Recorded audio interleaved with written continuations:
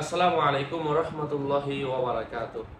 সম্মানিত ভাই ও বন্ধুরা, আজকের এই ভিডিওতে আলোচনা করতে চাচ্ছি সন্তানের, মা বাবার, আত্মীয় স্বজনের, কাছের মানুষের, যার ইচ্ছা তার যে কারো মিথ্যা বলার অভ্যাস দূর করার আমল। মানুষ তো অন্য জনের জন্য আমল করে না, যা করে সব তার নিজের মানুষের জন্যই করে। তো আপনি আপনার নিজের যে কোনো কাছের অথবা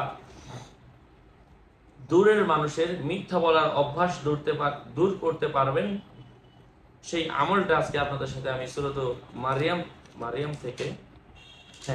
মারিয়াম থেকে আজকে আপনাদের সাথে আমি এই ভিডিওতে শেয়ার করছি ইনশাআল্লাহ।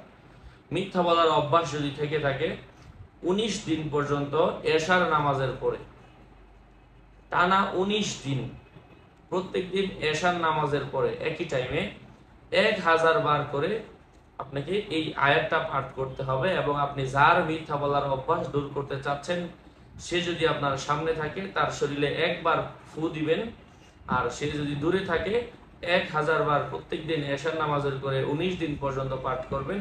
এবং প্রত্যেক দিন তার জন্য 1000 বার করে পাঠ করার পরে আল্লাহ তাআলার কাছে হাত তুলে দোয়া করবেন, মহান আল্লাহ তাআলা ওই ব্যক্তির মিথ্যা বলার বদ অভ্যাস দূর করে দিবেন ইনশাআল্লাহ।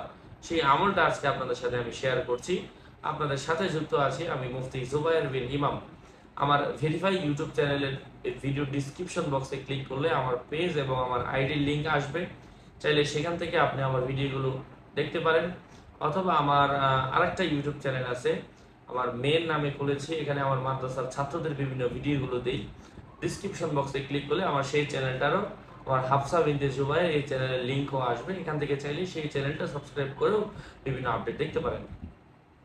যাই হোক, সম্মানিত প্রিয় ভাই ও বন্ধুরা, সেই আয়াতটা আপনাদের সাথে শেয়ার করে দিচ্ছি। তো এই লিঙ্কের বাইরে অন্য কোনো ফেসবুক নাই, কোনো হোয়াটসঅ্যাপ নাই, কোনো ইমো নাই, সাবধান। অনেকে আমার নামে এগুলা করে বলে ফেলতেছে, কিন্তু এগুলাতে আদৌ কোনো সময় দেওয়া হয় না, এগুলা নাই। আমি আয়াতটা বলে দিচ্ছি। আউযু বিল্লাহি মিনাশ শাইতানির রাজিম। ওয়াযকুর ফিল কিতাবি ইসমাঈল ইন্নাহু কানা সাদিকাল ওয়াদি ওয়া কানা রাসূলান নাবিয়্যা। এই হচ্ছে আয়াতগুলো। আল্লাহ সুবহানাহু ওয়া তাআলা আমাদের সবাইকে এই আমলগুলো করে আমাদের এই ছোট্ট জীবনকে সুন্দর করার তৌফিক দান করেন। আসসালামু আলাইকুম ওয়া রাহমাতুল্লাহি ওয়া বারাকাতুহু।